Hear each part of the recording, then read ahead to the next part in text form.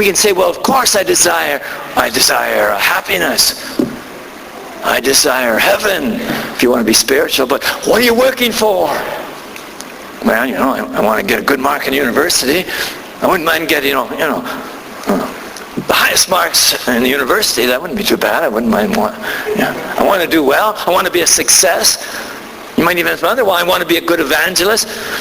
I want to lead other people to the Lord. Those are all good things. You're willing to be a failure for Jesus? Are you willing to trust and want whatever he gives you? What do you get excited about? That's what you want. If you won a lottery and you won $3 million, what would you do? Would you say, oh yeah, I know, I won the lottery for $3 million. I bet you wouldn't do that. He said, I won the lottery. Look at that, I won $3 million. Hey, you phone everybody. Do you know what? I won the lottery. Because we have a desire for money. We have a desire to be rich. If you have Jesus, you say, I have Jesus. I've got him in my heart. I've got the grace to come into his awesome presence. I know he loves me. I've got everything in him. Do you have everything in Jesus? Is he the fulfillment of all desire?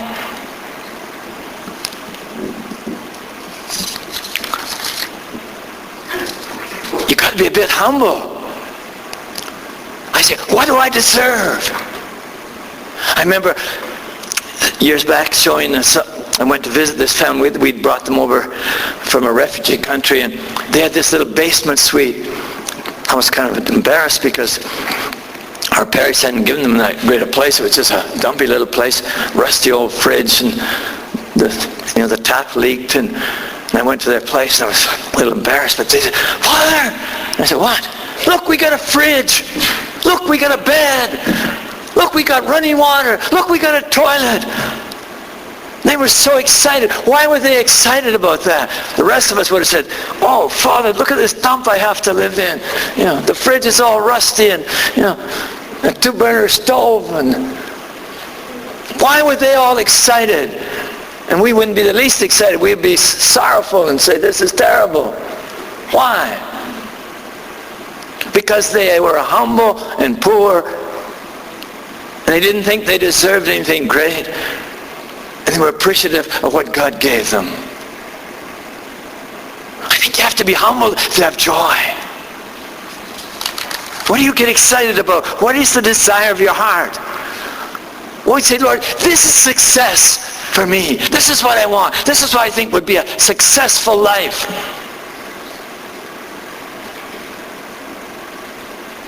What's exciting? That's why I love when people are in love. Like, I'm a romantic. Now I remember even as a little boy, a new girl came to class. And I was only about grade 2. Oh, look at that beautiful little girl. What's beautiful for you? What do you love? What gets you excited? You believe this, that whatever you've ever experienced that's good and beautiful and loving, even if you've had a nice car, even if you've won the lottery, even if you see a beautiful person and you're so excited because they love you, even if you see the beauty of a child, the beauty of a flower, the beauty of a sunset. Have you ever seen anything beautiful? Do you get excited about the beautiful things God has created?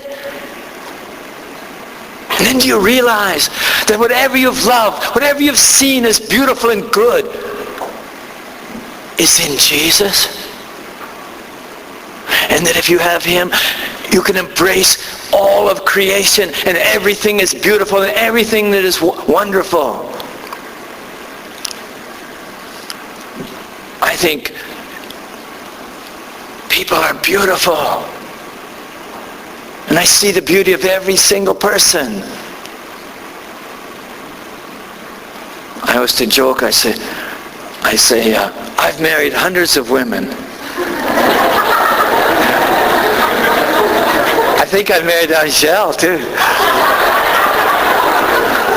Andre's not jealous, so.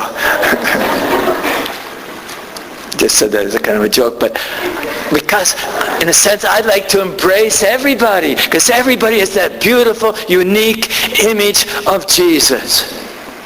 And every beautiful human relationship is a tiny image of Jesus.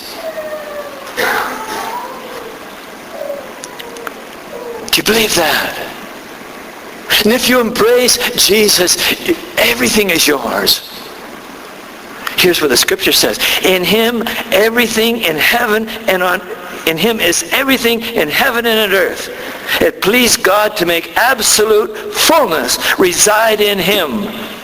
Colossians 1:15. That makes sense, doesn't it? That if there's anything beautiful, where did it come from? If there's anybody loving, where did he come from? Anything to be admired, where did it come from? From God. And to prefer the creature to the Creator is foolishness, isn't it? Because if you have the Creator, you can embrace all creatures. If you put me first, if you seek first the kingdom, everything else is yours. And I wish I could explain this. It's such an exciting relationship because there's no limit to how close you can get to God. I'm 76 years old, and every once in a while I'll pray, and the Lord will reveal something. I'll say, Lord, it's like I've never even known you. You're so exciting. I even know husbands and wives, and they learn something new about their spouse after being married 40 years. So I didn't even know this about my spouse. Well, God is infinite. Jesus is infinite in glory. And you can discover more and more things about him. And you can open your heart more and more to his love. And we're called to that excitement of holiness. And what's true success? To be holy. Holiness is what I long for. Do you know that song? Could we just sing that just for a moment? Think about it. Holiness. Holiness. Holiness is what I need. Holiness. What our dreams is what I do for me. Think about that. To long for holiness. And holiness is to love God and to do his will. It gets really exciting in the minute by minute. I feel that I've had thousands of lives. Thousands of lives. Because what the Lord showed me many years ago, and I live it so imperfectly, but it's just so exciting. Every day I get up and I say, it's just like I've been born. And I get a whole new day to love God. And everything is exciting. And sometimes it's not exciting in feeling,